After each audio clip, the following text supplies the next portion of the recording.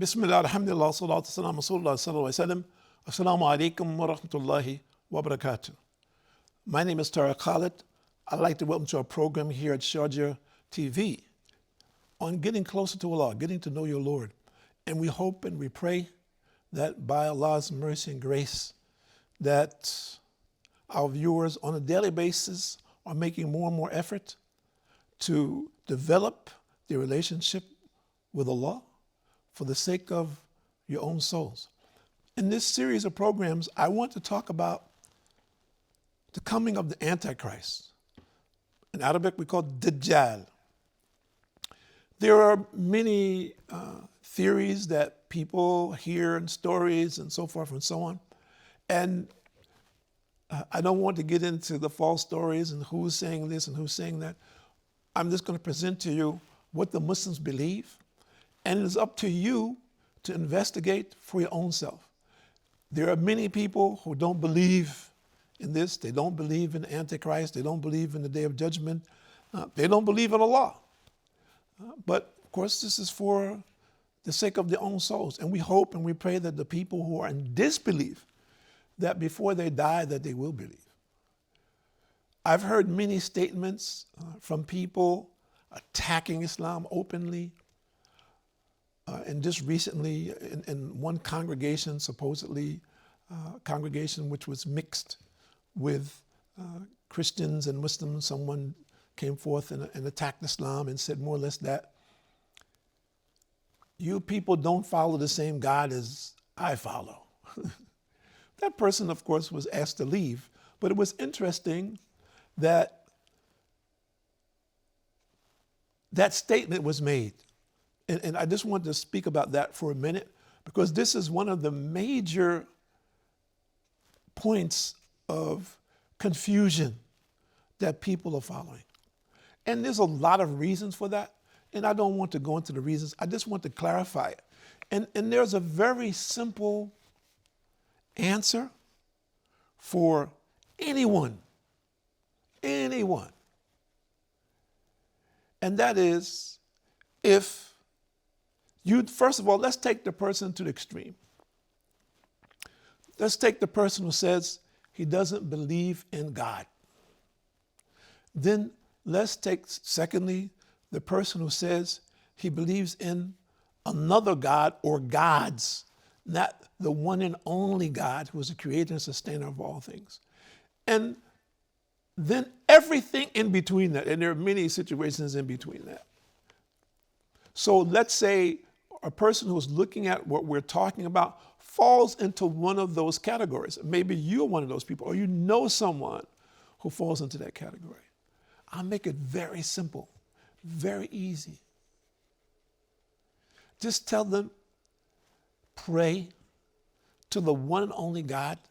Ask him to show them who he really is, to make it clear for them, to distinguish the true belief from falsehood. Number one. Number two, be sincere about this request. Because I've had people say, well, I was raised as an atheist, so you're asking me to ask God. I don't know about God. I don't know what you're telling me. You could be tricking me. I says, well, it doesn't really matter, does it? If you don't believe in God, then how can anybody or anything else have power over you? It won't make any difference. There's no power. You have all the power in your own hands. So who could do anything to you? So make it very clear. And the same thing, anyone who's following idols or any other, whatever they're following, philosophy or whatever it might be, is very clear. How can that impact you? And if he says, well, I choose not to do that, then that's okay, that's fine. But I'm talking for the people who want the truth. There are many people out there who are confused. They want the truth. They would like to know the truth. Maybe many of them are not ready for the truth when it presents itself to them. But if you say, well, I would at least like to know the truth. If I choose it, okay, but at least I'd like to know it. Because there are some people, the truth Allah sees that it's presented to them and they're not ready. And after some time, they come to that reality. I was one of those people. But unfortunately, Allah subhanahu wa ta'ala brought me to Islam. I could have died out of Islam. I could have died out of Islam. But it's Allah's mercy that I came to Islam. So people should look at it from that perspective. If you're a person who really says, I would like to know the truth, the next step is, I would like to know the truth, and then I would like to know how to embrace it. What are the steps that I need to take for it to become a reality in my life?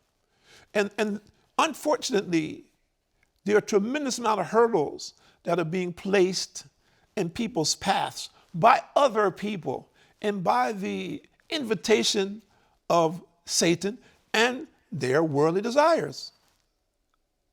So why I'm saying this, because we're in a period now where the Prophet ﷺ talked about in the last days there will come a time where the Antichrist will come. And we listen to our scholars, and our scholars are saying that we're in the last days now. That most of the minor signs that the Prophet ﷺ mentioned about the last days have already happened. And there are a few more yet to come. And when those come, and the first of the major signs come, then the time will run rapidly until the day of judgment. So Allah knows best. We don't know how much time there is going to be left. That is up to Allah. But at the same time, we should look at what's happening in front of us.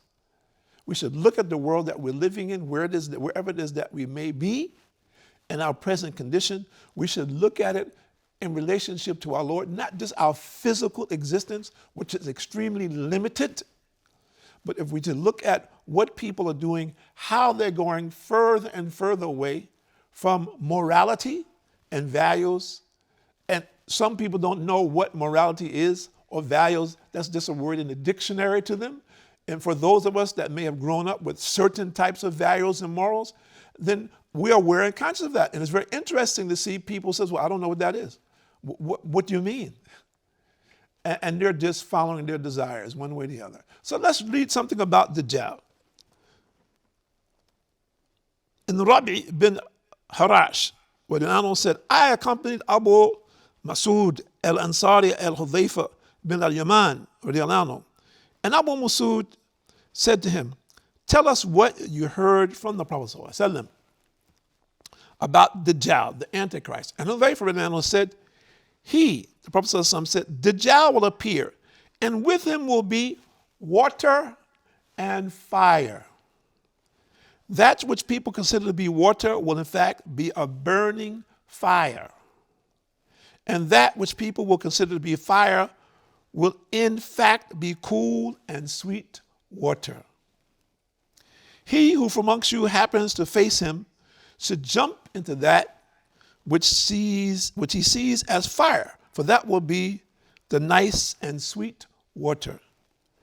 And Masud radiallahu said, I have also heard this from the Prophet ﷺ. And this collected by Bukhari and Muslim. We need to understand something, that the Antichrist, Allah will give him capabilities like no other person. He will be able to do things which people have never seen before. And what we're seeing today of the magicians, all of the magical things that people are doing today, which we see in the media, and also the tools that people are using. This is one of those tools, and how they were using these to impact people's mind. This is nothing compared to what the Dajjal will be able to do. But this, what we're seeing now, is a preparation for leading the people astray. It is clear and distinct for us. And people say, oh, brother, how do you know that? Well, let's look at what people are following today. How many people have been led astray and without any belief system, where they believe in themselves, where they're believing in some technology, or they're following not even a person, they're following an app that has been created by a person. Well, you know, I use such and such an app, and everything that I need is with that app. So that app, as an example, becomes their Lord. And we know that this is true. Think about it. Just think about it. And in many instances, we are putting these instruments in the hands of our babies. So now babies are becoming brainwashed from an early age by what? Our own hands. And what is the course of events? We need to look at that. What is the danger of this? What will happen then when a person sees, if he's around, and may Allah protect us from that this Antichrist is there. When they see him, the people who are in disbelief, they will follow him. So we are guilty. We are guilty today when we see this transition in society, which is leading people away from the belief in the one and only God. Then we are guilty if we ourselves are not standing up and speaking openly about this and informing people that there's going to come a time where there'll be few people who will stand and speak the truth, and people will be led astray by this person. And Anas bin Malik of the said, the Prophet said, there will be no land which will not be trampled by Dajjal, the Antichrist, but Mecca and El-Medina. And there will be no passage leading to them which will not be guarded by the angels, arranged in rows. Dajjal, the Antichrist, will appear in a barren place adjacent to El-Medina. The city will be shaken 3 times. Allah will expel from it every disbeliever and hypocrite. So Mecca and Medina are the two most blessed places on this earth. And it doesn't matter. People say, well, you Muslims claim this, fine. I'm not going to get into debate about this. Okay, this has been, we need to understand this. This has been narrated by the last prophet to come. If you don't want to accept that, that's fine. But we accept what the prophet said before him, what Jesus said before him, what Moses said before him, what Ibrahim said before him. They all talked about the coming of the Antichrist. They all talked about the last days. They all talked about the day of judgment. This is consistency. It is a kind of ignorance for us if we call ourselves following the paths of the prophets, for us not to listen, not to engage, not to pay attention. And many of our people allow themselves to be very ignorant in this way. They have become locked just in, well, I'm only following this particular person and only in this way. There's no safety in this. We have to follow the path that Allah has designated, not by our own choice. And people say, well, how do I know which path to follow? And that's a very good question. We have to ask Allah. We have to ask Allah. And we have to believe that Allah will lead us to the correct path. Sure, there may be troubles, there may be trials, there may be difficulties and hurdles and obstacles. This is historic. This is not something that's new. This is all the scriptures of the past. It's not a new thing. So why should it be different for us? But the thing is, where are we? We need to ask ourselves, where are we in relationship to pursuing this truth? Are we just simply people who want to dwell in darkness, in ignorance? Because, well, this is the way that I've lived. I've lived in this community all my life. My parents, my grandparents have been so-and-so. And as a result of that, I'm happy and satisfied for that. I don't want to hear anything else other than that. But where did we get this from? And particularly if we're talking about the Jews and the Christians. Other people maybe, okay, but the Christians, the people of the book, who we call the people of the book, you are people who have received revelation. Jesus Christ, received revelation. Moses, received revelation. Jesus Christ's mission was to do what? Reinstate that which had been revealed to Moses, to the children of Israel. There was consistency there between Jesus Christ and Muhammad. There was no other prophet. This is well known. There was no other revelation. So it is very clear, particularly for the Christians and Jews, if you look and if you seriously want to obey the commandments of Allah subhanahu wa ta'ala, it is very easy for you to pursue this and see it if you're sincere and not being misled by others. Allah has given you a clear path. But there are others who claim many other things. And it is up to us individually to look and see where lies the truth. Do not be satisfied until we unveil that truth. And what is at risk? Our salvation, our eternity is at risk. We need to ask ourselves, what I'm following right now, is this what Allah wants? Or is it what I want? Or is it what my parents did? Or my grandparents did? Or my family? Or my tribe? Or my nation? What am I doing? Who will be with me in the grave when I have to answer to Allah? When I have to answer to God myself? Who will be with me? Where is my redemption? Where will the reality of forgiveness for my sins? What will come? Through what actions? What is the methodology for this?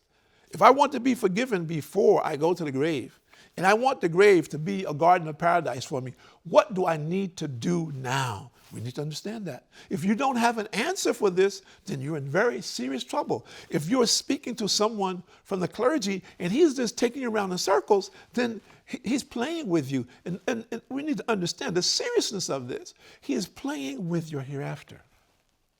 Your eternity is at risk. We need to look at this very simply and gain a real understanding of what we're doing. And Anas said, the Prophet ﷺ said, the Antichrist will be followed by 70,000 Jews of Isfahan and will be dressed in robes of green-colored satin. This is collected by Muslim. Isfahan is a major city in Iran. Yes. And I talked to someone from Iran about this. I asked him about this. He said, yes.